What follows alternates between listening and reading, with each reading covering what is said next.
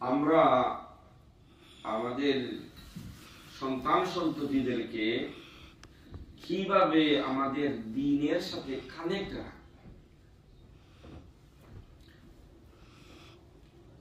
how to connect our children with our deen, with our religion.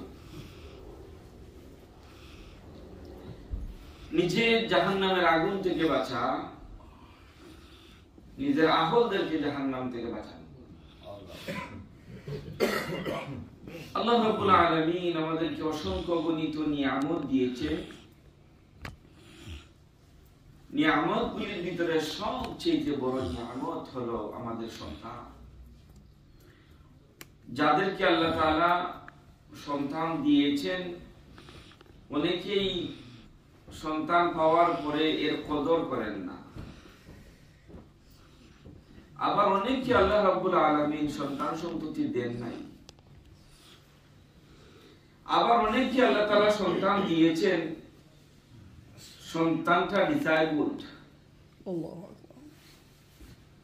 চিরদিনের জন্য সন্তানটা অসুস্থ, মাথায় কাজ করে না। কাউকে সন্তান দিয়েছেন, কাউকে সন্তান দেন নাই। আবার কাউকে সন্তান সন্ততি দিয়েছেন, কিন্তু সন্তানগুলো অসুস্থ। আল্লাহ রাব্বুল আলামিন বলেন, ইন্নামা আমওয়ালুকুম ওয়া আওলাদুকুম ফিতনা। তোমাদের মাল আর তোমাদের সন্তান সন্ততি তোমাদের জন্য একটা পরীক্ষা। মাল পাওয়ার পরে, সন্তান সন্ততি লাভ করার পরে, এই মাল আর সন্তান সন্ততি তোমাকে যদি জাহান্নামের আগুন থেকে বাঁচানোর জন্য হেল্প করে, তাহলে তোমার এই মাল আর তোমার এই সন্তান সন্ততির একটা যথার্থতা আছে, একটা উপকারিতা আছে। আর এই দুটো নিয়ামত, মাল আর সন্তান সন্ততি দেওয়ার পরে যদি আল্লাহ তাআলা আপনি এগুলার কদর না করেন, এগুলার সুষ্ঠু ব্যবহার না করেন, এগুলাকে যদি কাজে না লাগান, তাহলে এগুলো পেয়েও কোনো লাভ নাই।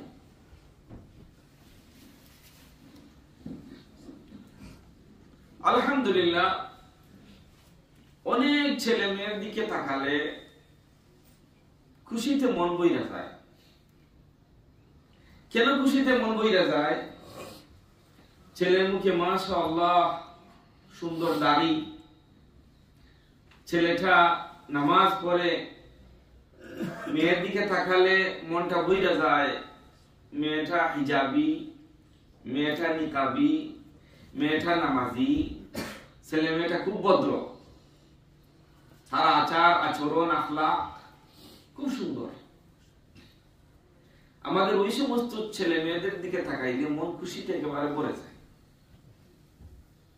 আর কখনো কখনো কিছু ছেলে মেয়েদেরকে দেখা যায়, না তার ধর্মকে অনুসরণ করে, না তার নিজের বাপদাদার চরিত্র তার ভিতরে আছে, না তার সভ্যতা সংস্কৃতির অনুসারী।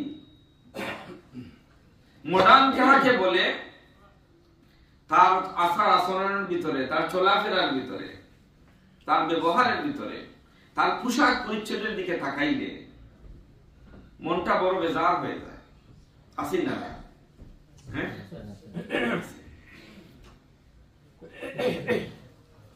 তো আজকের আলোচনাটা আমরা মূলত রাখবো একটা গাইডলাইন আপনাদেরকে, যে আমরা তো সকলে চাই আমাদের ছেলে মেয়ে আমাদের ধর্মের অনুসারী হোক, চাই না? আমরা সবাই চাই আমার ছেলে মেয়ে আমার সভ্যতা সংস্কৃতির অনুসারী হোক, এটা আমরা চাই কিনা?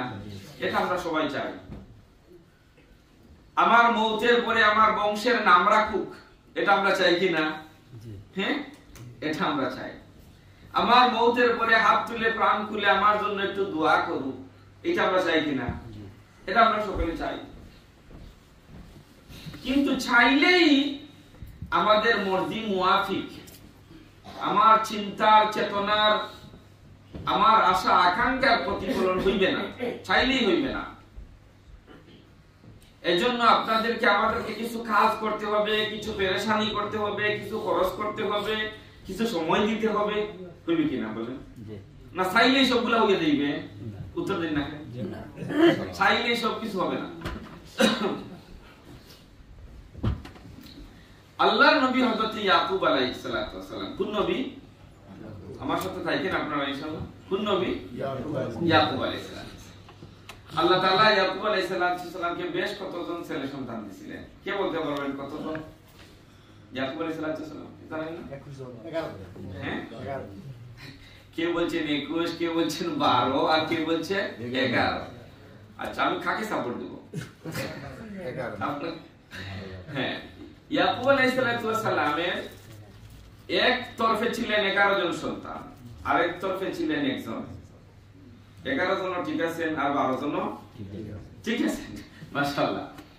তো এক তরফে ছিলেন 11 জন, আরেক তরফে ছিলেন 12 জন, আরেক তরফে ছিলেন একজন। টোটাল কত জন? 12 জন। ইউসুফ আলাইহিস সালাম বলেন, আমি স্বপ্নে দেখলাম আমাকে সিজদা করছেন 11 কাউকাবা, 11টা চন্দ্র। তাহলে ইউসুফ বাদে কতজন? আরো 11 জন। টোটাল কতজন? 12 জন। আর খুব হ্যান্ডসাম ছিলেন। বেনিয়ামিন তো ইউসুফের ভাই হ্যাঁ, জি, তো দুইজন না ইউসুফ। ও টোটাল 12, 12 যাই হোক। তো 12 জন সন্তান ছিলেন ইয়াকুব আলাইহিস সালামের। দেখতে খুব সুন্দর সুন্দর ছিলেন। তো ইয়াকুব আলাইহিস সালাম যখন মনে করলেন, বুঝতে পারলেন নবী তো মৃত্যুর আগাম কিছু খবর আল্লাহ দিয়া দেন নবীদের। মৃত্যুর আগাম কিছু খবর দিয়া দেন নবীরা। তো যখন দেখলেন মৃত্যু একেবারে ক্লোজ আপ, আর বেশি দিন দুনিয়াতে নাই, ইয়াকুব আলাইহিস সালাম সব সন্তানদেরকে ডাকলেন। ডাইকা দেখেন ইয়াকুব আলাইহিস সালাম কি বলছেন, মরার আগে ডাকছেন সব সন্তানদের। আম কুনতুম শুহাদা ইয হাদারা ইয়াকুব আল মাউত, তোমরা কি সাক্ষ্য ছিলে যে ইয়াকুবের যখন মৃত্যুর সময় হাজির হইল, হাদারা ইয়াকুব আল মাউত, ইয়াকুবের মৌত যখন হাজির হইল, মৃত্যুর সময় যখন করিব হইয়া গেল। ইয ক্বালা লিবানিহি, কলিজার টুকরা সন্তানদের সবাইকে ডাকলেন, ও আমার কলিজার টুকরা সন্তানেরা, তোমরা আসো, আমার কিছু কথা আছে তোমাদের সাথে। বাবা, কিছু কথা আছে সন্তানদের সাথে। মৌতের আগে শেষ কথাবার্তা একটু বলবেন। উনি কি সাধারণ মানুষ ছিলেন না নবী ছিলেন? নবী ছিলেন। হ্যাঁ, নবী ছিলেন। মৌতের আগে বা সব বাচ্চাদেরকে আনছেন। আমরা কি করি, মৌতের আগে যদি জানি তাহলে ও জমিন খান তুমি নিও রে বাবা, ও দোকান খান তুমি নিও। হ্যাঁ, বসে দিব না আমরা? জি। ব্যাংক ব্যালেন্সের অত তুমি নিও, আর অত তুমি নিও, আর তোমার অমুকটা দেখাশোনা কইল, অন্যকে খাবাইও ফিন্দাইও, আর জায়গা খান দিচ্ছ না। হ্যাঁ, এখানে আমার মায়ের জায়গা আছে। এইগুলোই আমরা সাধারণত বলতাম বা বলবো। নবী কি বলছেন? ইয ক্বালা লিবানিহি, রব্বুল আলামিনের এত পছন্দ হলো ইয়াকুবের কথাটা, আল্লাহর নবী মুহাম্মদুর রাসূলুল্লাহর উপরে যে কালাম নাযিল করলেন, কিতাব নাযিল করলেন, ইয়াকুবের এই কথাটা আল্লাহ তাআলা কোরআনের ভিতরে জায়গা দিলেন। ও দুনিয়ার মানুষেরা, ইয়াকুব আলাইহিস সালাম তার সন্তানদের সাথে যে কথাবার্তা বলেছিলেন, যে ডিসকাশন করেছিলেন, যে ওসিয়ত দিয়েছিলেন, তোমরা ইয়াকুবের কাছ থেকে ওই শিক্ষাটা নিয়ে তোমাদের সন্তানদেরকে ওই ওসিয়তটা দিবে। সুবহানাল্লাহ, সুবহানাল্লাহ। মানে তো এই না শোনার জন্য শুধু ইয়াকুব তার সন্তানদের সাথে কি কথাবার্তা বলছিল, কি নসিহত দিছিল, কি আশা করছিল সন্তানদের কাছে, তোমরা ওই আশা করবা। ইয ক্বালা লিবানিহি, যখন ইয়াকুব তার সন্তান সন্ততিদেরকে বলল, মা তা'বুদুনা মিন বা'দি, ও আমার কলিজার টুকরা সন্তানেরা, আমার মৌতের পরে আমি ইয়াকুব তো দুনিয়া থেকে চলে যাব, আমার মৌতের পরে বলো তো দেখি তোমরা কার ইবাদত করবা? মা তা'বুদুনা মিন বা'দি, আমার মৌতের পরে তোমরা ইবাদত করবা কার? আমি তো দুনিয়া থেকে চলে যাব, এবার তোমরা দেখতেছি তোমরা একটা পথে আসো, লাইনে আসো, ইবাদত দিতে আসো, বাট আমার মৌতের পরে তোমরা কার ইবাদত করবা? কত বড় পেরেশানি বাবা। যদি ওরা পথ চাইরা দেয়, যদি আল্লাহর ওরা বুইলা যায়, আমার মৌতের পরে কার ইবাদত করবা? ইয়াকুব বলতেছেন সব ছেলেদেরকে, কালু, সব সন্তানেরা এক বাক্যে বললেন, না'বুদু ইলাহাকা, ও আমার আব্বা, আপনার মওতের পরে আপনাকে আমরা ওয়াদা করছি, আপনার সাথে কমিটমেন্ট দিচ্ছি, আপনার মওতের পরে আপনার যিনি ইলাহ, আপনার যিনি মাবুদ, যে আল্লাহর ইবাদত করেন আব্বা, ওই আল্লাহকে কখনো আমরা ভুলে যাইব না। সুবহানাল্লাহ। না'বুদু ইলাহাকা, আপনার বড় ইবাদত করব, আপনার ইলাহ, আপনার আল্লাহর ইবাদত করব, এটা চিন্তা করেন না আপনার আল্লাহরে আমরা ভুলে যাইব, অন্যের পূজায় আমরা লাগিয়ে যাইব, এটা চিন্তাই করেন না। না'বুদু ইলাহাকা ওয়া ইলাহা আবাইকা ইব্রাহিম ওয়া ইসমাঈল ওয়া ইসহাক ইলাহান ওয়াহিদা ওয়া নাহনু লাহু মুসলিমুন। আর তিনি কি বললেন?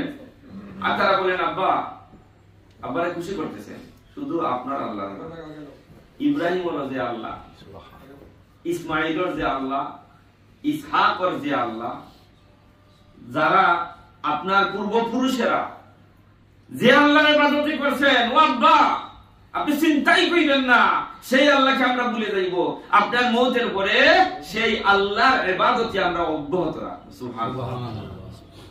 দেখেন, নবী হওয়ার পরে, নবীর সন্তান হওয়ার পরে নবীর ভিতরে একটা শান্তি, কি হয় আমার সন্তানরা নিয়ে আওলা জাওলা হয়ে যায়, আমার সন্তানরা নিয়ে পথ হারা হয়ে যায়, কি পেরেশানি ছিল।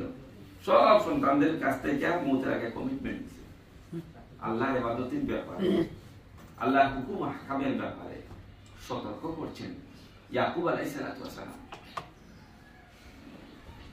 তারা বলেন, আব্বা চিন্তাই করেন না, ওয়া নাহনু লাহু মুসলিমুন, আমরা সবাই ইসলামের উপর অটুট থাকবো, আল্লাহর দ্বীনের আনুগত্য করব, নিজেকে আমরা কুরবানি করে দিব আল্লাহর জন্য, আমরা মুসলমান হব আল্লাহ। আপনি চিন্তাই করেন না।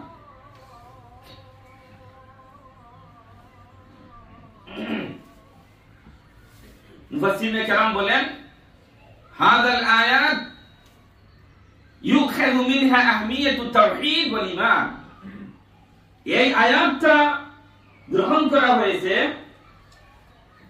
তাওহীদ আর ঈমান, আল্লাহর একত্ববাদ কায়েম করা, ঈমানটাকে মজবুত করা। বাবার দায়িত্ব ছিল, আমি থাকতেই আমার বাচ্চাদেরকে তাওহীদের উপরে রাখা যায়, ঈমানের উপরে রাখা যায়।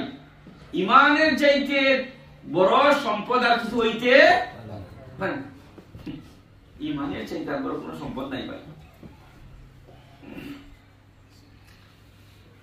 আল্লাহ তাআলা কোরআনের আরেক জায়গায় বলছেন এবার ইব্রাহিমের কথা,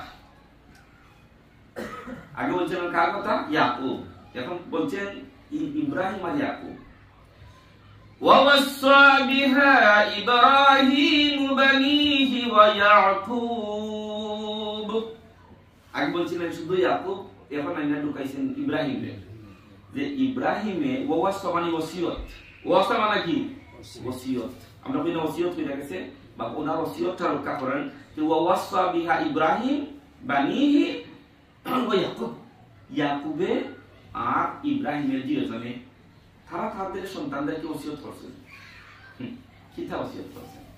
ইয়া বানিয়া, হে আমার কলিজার টুকরা সন্তানেরা, ইন্নাল্লাহা ইসতাফা লাকুমুদ্দিন, ইন্নাল্লাহ নিশ্চয় আল্লাহ, ইসতাফা তোমাদেরকে মনোনীত করছেন, চয়েস করছেন, লাকুমুদ্দিন তোমাদেরকে দ্বীনের জন্য চয়েস করছেন। আমরা যে ইসলাম গ্রহণ করছি বা ইসলামের ভিতরে আছি, আল্লাহ চাইলে তো আমাদেরকে হিন্দুর ঘরে, খ্রিস্টানের ঘরে, বৌদ্ধর ঘরে জন্ম দিতে পারতেন না? পারতেন না? পারতেন। আল্লাহ তাআলা দেখেন আমাদেরকে কত বড় মেহেরবানি করেছেন। যদি অন্য ধর্মের কোন পুরুষ মহিলার সন্তান হইতাম, তাহলে দ্বীন গ্রহণ করাটা সহজ হইতো না কঠিন হইতো? ভাই বুঝতেছেন না আমার কথা? সহজ হইতো না কঠিন হইতো? কঠিন হইতো। এখন জন্মসূত্রে মুসলমান হইলাম বইলাই কি আমি যা ইচ্ছা তা করবো? না আমার দ্বীনের পথে চলবো? উত্তর দেন না। কেন দ্বীনের পথে চলবো? জন্মসূত্রে মুসলমান বুঝেন না? গরু খাইবার লাগি পাগল, নমাজের কোনো খবর নাই। আহারে গরু খাওয়ার লাগি পাগল, এটা তো মজা, কিন্তু তার ভিতরে নমাজের কোনো মজা নাই। নাই। ফাললে পরে, না ফাললে না পড়লে, সুযোগ পাইলে পরে, না পাইলে নাই। না পড়ে, নমাজের কোনো মজা নাই তো। আর এরপরে নমাজও লাগলে কত সময় শেষ করতো, মসজিদে আইলে কত তাড়াতাড়ি দৌড় দিয়া ভাই, খালি অশান্তি আর অশান্তি, মজা না। আল্লাহ। এবার দেখেন ইব্রাহিম বললেন, ও আমার বাচ্চারা, তোমরা তকদির করো বালা, আল্লাহ তোমরা দিন আল্লাহ কবুল করছে, তোমরা মুসলমান হইছো। সুবহানাল্লাহ, সুবহানাল্লাহ। ফালা তামুতুন্না ইল্লা ওয়া আনতুম মুসলিমুন। ফালা তামুতুন্না, তোমরা মরিল না যতক্ষণ পর্যন্ত না বালা মুসলমান হইছে। সুবহানাল্লাহ। সন্তানদের বলছেন তোরা বালা মুসলমান না হয়ে যাবে, অর্থাৎ হাফ মুসলমান হাফ বে মুসলমান, কোয়ার্টার মুসলমান, 3 কোয়ার্টার নো মুসলমান আছে না? আছে। আছে। আল্লাহ ঘুষকে হারাম করছেন, অফিসে পয়সা 2 পকেট বইরা ঘুষ খায়, আর ধরুন আজান হইলে দৌড় মারে মসজিদ, আছে না? আছে না? এই দেশে তো ঘুষ খাওয়ার সুযোগ নাই, কিন্তু দেশের অবস্থা পাক্কা মুসল্লি 2 পকেট বইরা ঘুষ খায়, আর আজান পড়লেও মসজিদে গিয়ে নামাজ পড়ে দৌড় দেয়। তাহলে কি বললেন, এইটা ফুল মুসলমান না হাফ মুসলমান? ভাই হাফ মুসলমান। সে মুসলমান। আল্লাহ বলছেন সুদ খাওয়া মায়ের সাথে জিনা করার সমান। নাউজুবিল্লাহ বলেন। হে আবার মুসলমান, নমাজি বা সুদখোর আছে না? নমাজি আবার ঘুষখোর, রোজা রাখে, নামাজ পড়ে, আবার জিনার সাথে তার সম্পর্ক আছে। বালা নাম আছে মুহাম্মদ, আব্দুল্লাহ, ফাতিমা, আবার তার সম্পর্ক আছে দেখবেন মদের সাথে, আছে না? মদ না খাইলেও মদ বেছে, এটা হালাল না হারাম? হারাম। তুমি মুসলমান, আবার তুমি সুগলকুর, তুমি সুদকুর, তুমি মদকুর, তুমি জুয়াকুর। নামাজ পড়া দেখবেন আবার গুড়া গুড়াও দৌড়ে, মসজিদও দৌড়ে, আছে না? আছে। আছে, আছে ভাই, এগুলা মসজিদও যায়, গুড়া গুড়াও যায়। ইয়া ইয়া মদর বিজনেস করে, আবার বছর বছর উমরাও করে, আছে না? আমার কিছু জানা আছে ভাই, আমারে বলে হুজুর আপনি যে দিন যাই আমারে কোন যাই, অসুবিধা নাই, যে সময় যাইবা আপনার লগে যাই। আমি কই তোমার ওগুলাকে ছাড়বে ভাই, একটার পরে আরেকটা গড়, একটার পরে আরেকটা গড়, এইগুলা খালি সুদ নিয়া আর ব্যবসা মদর। তুমি উমরা কুর, হজ কুর, আবার তুমি সুদ কুর, এটা দুইটা হইতে চলে না। এটা তো ইব্রাহিম বললেন ফালা তামুতুন্না ইল্লা ওয়া আনতুম মুসলিমুন। ও আমার কলিজার টুকরা সন্তানেরা, তোমাদেরকে একটা ওসিয়ত করি, তোমরা মুসলমান না হইয়া মৃত্যুবরণ করিও না। অন্য জায়গায় আল্লাহ বলেছেন ইয়া আইয়ুহাল্লাযীনা আমানু দুখুলু ফিস-সিলমি কাফা। হে ঈমানদারেরা, তোমরা যদি মুসলমান হও, উদখুলু ফিস-সিলমি কাফা, ইসলামে যদি ঢুকতে পরিপূর্ণ ঢুকো। ইসলামে ঢুকলে কি ঢুকো? পরিপূর্ণ ঢুকো। এর মানে কি? এর মানে হাফ মানো হাফ মানো না। যেটা তোমার ভালো লাগে এটা তুমি গ্রহণ করো, আর আল্লাহ যেটা হারাম করছেন তোমার ভালো লাগলে ওইটাও তুমি গ্রহণ করো। আল্লাহ যেটা হারাম করছেন এটা তুমি তোমার নিজের জন্য হালাল বানাইছো, আর আল্লাহ করছেন হারাম, তুমি তোমার নিজের জন্য বানাইছো হালাল।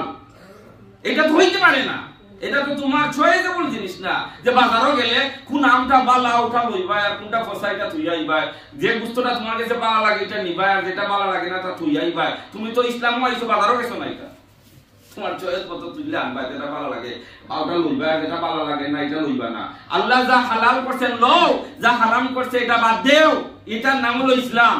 এই কথাটা হযরত ইয়াকুব বলছেন, হযরত ইব্রাহিম বলছেন তার সন্তানদেরকে, ইয়া বানি হে আমার কলিজার টুকরা সন্তান, বুক বইরা তোমাদেরকে ভালোবাসি। আমি চাই না তোমরা জাহান্নামের লাকড়ি বলো, তোমরা জাহান্নামের আগুনে জ্বলো। তোমাদেরকে আমরা দিল থেকে ওসিয়ত করছি রে হে আমার সন্তানেরা, ইন্নাল্লাহা সাতাফা লাকুমুদ্দিন। আল্লাহ তাআলা তোমাদেরকে দ্বীনের জন্য মনোনীত করেছেন। আল্লাহ মেহেরবানি করেই তোমাদেরকে মুসলমান বানিয়েছেন। এই মুসলমানিত্বের উপরে তোমরা আঁকড়ে থাকো। ফালা তামুতুন্না ইল্লা ওয়া আনতুম মুসলিমুন। ভালো মুসলমান না হইয়া তোমরা মইলো। সুবহানাল্লাহ, কি কথা বলছেন। আর আল্লাহ বলছেন ইসলামের ভিতরে ঢুকলে ভালোই লাগে, সব কি আল্লাহর হুকুম মানো, আহকাম মানো। যেটা ভালো লাগলো এটা মানলা, যেটা ভালো লাগলো না এটা মানলা না। নামাজ পড়তে পয়সা লাগে না, এইটা ঠিক আছে। আবার যাকাত দিতে বছর 2,000 পাউন্ড যায় সব না, কিভাবে ওইটা দিব? হজ করতে 5,000, 7,000, 8,000 পাউন্ড লাগে যায়। হজ কিভাবে করবো? হজ খরচ আছে। যেগুলা ইজি, রোজা রাখতে পয়সা লাগে না, আমি আছি। পয়সা নাই যেখানে আমি আছি সেখানে, আর পয়সা আছে যেখানে আমি নাই আসিন না। না ভাই উত্তর দিন না কেন, মনে করে বুঝতেছেন না আমার কথা? না আমি আজকে গরম গরম মাছ করে নিলাম। হ্যাঁ ঠিক আছে। আল্লাহ, আমরা কোনদিন চেঞ্জ হইতাম ভাই? মৌতর আগে না মৌতর বাদে? আগে চেঞ্জ হইতাম। মৌতর বাদে না মৌতর আগে? ইয়া রব, চেঞ্জ কোনদিন হইতাম ভাই? আজকে আলোচনা ছিল কি, how to connect our children with our religion. বাচ্চাদেরকে কিভাবে রিলিজিয়নের সাথে কানেক্ট করবো। বলছিলাম প্রথমে কিছু বাচ্চাদের দিকে তাকাইলে কলিজাটা ঠান্ডা হয়ে যায়, মুখে দাড়ি, চেহারাটা একেবারে নিষ্পাপের মতো লাগে, নামাজ পড়ে, মা বাবার কথা শুনে। আর কিছু বাচ্চাদের দিকে তাকাইলে মনটা বড় বাজে লাগে। এই তো কালকে আমার একটা ছাত্রী পাইলাম রাস্তায়, অনেক আগে, মনে হয় 15-16 বছর আগে পড়াইছি। আরে দেখা চোখের পানি এসে গেছে। বিধর্মীরা এই ধরনের কাপড় পরে চলে না, এমন কাপড় পরছে। এমন ছেলেদেরকে আমরা মাঝে মধ্যে দেখি যে তার কাছে মানে শয়তান আসে না, বলে আমার তো সে মুরিদ হইয়া গেছে, আর আমার দোকান আমার তো আর মুরিদ হইয়া গেছে। কিছু গুড়া দেখেন লাগাম দিয়া সালামি লাগে, আর কিছু গুড়া লাগাম সারা সালামি লাগে। যে শয়তান লইয়া যায়, শয়তান আসে আর দরকার নাই তো, সে তো খাদার করতেই আছে। সে তো আমার মুরিদ, এখানে গিয়ে আমার আর কোনো ওয়াসওয়াসা দেওয়া এমন হয়ে গেছে আমাদের অনেক সন্তানের। অনেক মেয়েদের দিকে তাকাই, নমাজি আর কিছু মেয়ে আছে আন্ডারগ্রাউন্ডে অনেক কাজ করতেছে। ওরা আমাদের ওই মেয়ে, আমাদের ছেলেরা আছে না, অনেক ছেলে মেয়ে আছে আন্ডারগ্রাউন্ডে, যেটা আপনার ধর্মীয় মানে না, আপনার সভ্যতায় সংস্কৃতি মানে না, আপনার কালচারে ওইটাই আপনার স্বীকৃতি দেয় না। তো আমরা তাদেরকে দিনের পথে আনতে হইলে ভাই, আচ্ছা একটা কথা বলি, কলেজ থেকে স্কুল থেকে যখন ছুটি হয়, হাজার হাজার আমাদের ছেলে মেয়েরা বাড়ায়। নামাজ যখন শেষ হয়, কয়টা তরুণ, কয়টা যুবক মসজিদ থেকে বাড়ায়? উত্তর দেন। কলেজ ইউনিভার্সিটি যখন ছুটি হয়, আমি থাকাই, হাজারে হাজার বাচ্চারা, আমাদের বাচ্চারা বাড়ায়। কিন্তু নামাজ যখন শেষ হয়, ইয়াং বাচ্চারা তো নাই। 30 ঊর্ধ্ব মুরব্বী, 18 বছরের নিচে, 25 বছরের নিচে কয়জন পাইবেন কইলেন, কাউন্ট কইলেন। এই ছেলেরা যদি এখন নামাজি না হয়, আমাদের আর চলিয়া যাওয়ার পরে কি ওরা মসজিদের দিকে ভুলেও আসবে নি ভাই? বলেন না জি না, আসবে না, আসবে না তো ভাই। স্কুল কলেজ দিনবার ছুটি হইলে হাজার হাজার বাচ্চারা, আমাদের বাচ্চারা বাড়ায়, কিন্তু নামাজ শেষ হইলে ভাই মসজিদ থেকে বাড়ায় না। স্কুলে গিয়ে সকালবেলায় হাজার হাজার ছেলেমেয়েরা ঢুকে, আজান হইলে মসজিদে ঢুকে না ভাই। বুঝলাম জোয়ারের একটা স্কুল কলেজ থাকে জোয়ারের টাইমে, কিন্তু আসর তো হয় 7টার সময়। সব ছেলেরা তো করে, আপনার ছেলে করে, আপনার নাতি করে। যে মসজিদে 13, 14, 15, 18 বছর বয়স, ওই মসজিদে আসে না। আমার কোনো পেরেশানি নাই ভাই, আমার কোনো পেরেশানি নাই।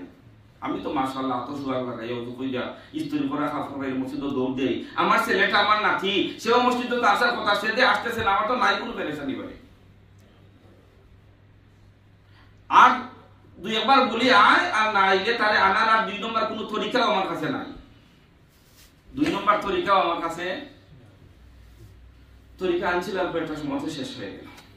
1 নম্বরে হলো আল্লাহর সম্পর্কে তাকে বলতে হবে যে হে আমার কলিজার টুকরা সন্তান, একটা বার আকাশের দিকে তাকাও, দেখো এই চাঁদকে কে সৃষ্টি করেছেন? এই চন্দ্রকে কে সৃষ্টি করেছেন, এই সূর্যকে কে সৃষ্টি করেছেন, রাতের বেলায় অসংখ্য তারকা আসমানের ভিতরে ওই তারকাগুলিকে সৃষ্টি করেছেন। বিজ্ঞান বলে সবগুলা তার কক্ষপথে ঘুরছে। তুমি জানো পৃথিবীর চাইতে লক্ষ লক্ষ গুণ বড় এক একটা নক্ষত্র, এক একটা তারকা। এটা কখনো তো সংঘর্ষ ঘটে নাই, এই আসমানটা কোথাও ফাটল ধরে নাই। এই পরিচালনা কে করেছেন? কে করেছেন বলুন? গার্ডেনে যান, ফুলের বাগানে গিয়ে বলুন, দেখো এই ফুলের দিকে তাকাও, কত সুন্দর না এর কালার। কে এই কালার গুলা করেছেন? কে ওই ডিজাইনার? কে সুন্দর করে এই পৃথিবীটা সাজিয়েছেন? প্রয়োজনের তাগিদে কে বৃষ্টি দেন, কে রোদ দেন, কে আলো দেন, কে অক্সিজেন দেন? ওই দেনওয়ালাকে। এই কথাগুলি দিয়ে তার হৃদয়ের ভিতরে একটা নাড়া দেওয়ার চেষ্টা করেন। আপনি বলেন, বাবারে আমার উপরে বাবা হিসাবে তোমার যে হক আছে, সন্তান হিসাবে আমার যে হক আছে তোমার উপরে, যিনি তাম পৃথিবীর স্রষ্টা, যিনি তোমাকে পৃথিবীতে পাঠালেন, তারও কিছু হক আছে রে বাবা তোমার উপরে। বলবেন না? না ভাই, জি, আমার উপরে তোমার হক আছে, আর তোমার উপরেও আমার হক আছে। কিন্তু যিনি তোমার দুনিয়ায় পাঠাইলেন, হায়াতের মালিক, মৌতের মালিক, অক্সিজেনের মালিক, পানির মালিক, এই রুদ্রের মালিক, বৃষ্টির মালিক, তিনি সব ধরে দিচ্ছেন, তার কি কিছু হক আসেনি? বলেন না, তাকে জিজ্ঞেস করে তার কিছু হক আছে? সে বলবে আব্বা হক আছে। এই তরিকায় যান। কোরআনের তালিম দেন, কোরআন জাস্ট রিডিং করতে পারে মা বাবা শেষ গাম্যা। বাচ্চা তো জিসিএসি এ লেভেল, সময় নাই, হোমওয়ার্ক আর হোমওয়ার্ক। হুজুর আরবি পড়া স্টপ, মসজিদে আর যাওয়া বন্ধ। এখন কতদিন লাগে বন্ধ? বন্ধ যে করছে জীবনের জন্য বন্ধ। সপ্তাহে 70 ঘন্টা দেয় স্কুলের পড়ার লাগি, লেতিন 60টা ঘন্টা ও আরবি লাগি, কুরআনের লাগি, হাদিসের লাগি, ফিকহর লাগি, তাফসীরের লাগি সময় নাই। ছেলের কাছেও নাই, আর মা বাবার কাছেও নাই। আসেই না? না। হ্যাঁ, কিছুদিন পরে বলবে আব্বা আমার ছেলে মেয়ে, আমার প্রাইভেসি আছে, তুমি যাও কি আর হুমো। শুরু হয়েছে না? না। আচ্ছা ঠিক আছে, ইনশাআল্লাহ এই আলোচনাটা আগামী সপ্তাহে রেখে দিই, সময় শেষ হয়ে গেছে। খুব জরুরি আলোচনা। How to guide our children, how to connect with our religion, how to connect with our Lord. बहुत जरूरी आलोचना। आगामी सप्ताहे इंशाल्लाह आगे बढ़ाएंगे। आमीन।